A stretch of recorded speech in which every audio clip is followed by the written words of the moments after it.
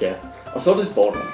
I morgen den 12. i 9. spiller Danmark landskamp mod Bulgarien på udebane. Niklas Bentner, som fik karantæne under EM, er stadig ikke med i truppen. Og jeg får lige en breaking news ind her. Vi stiller om til rapporterne i marken. Jeg står her foran Cecilies sygestue, og vi vil nu gå ind og stille hende nogle spørgsmål om, hvordan det er at dø.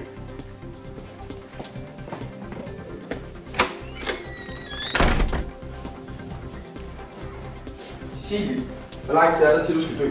22 dage. Hvordan er det at vide, at du skal dø? Benene. Er du bange for at dø? Nej.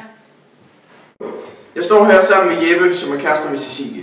Og Jeppe, du spiller basketball. Hvad planer har du med det? De planer jeg ikke til at tænke på lige nu. Jeg har vigtige ting at tænke på med mit basketball. Jeppe, hvad er det højeste scoringsgennemsnit, du har haft i en kamp? Det vil jeg komme til at på lige nu. Jeppe, hvornår startede du med at spille basketball? Altså det er nogle trælse spørgsmål, der kommer med. Jeg gider ikke det her pis mere. Ja, og nu er Cecilie så død. Der er gravøl på hjemmeadressen. Tilbage til studiet.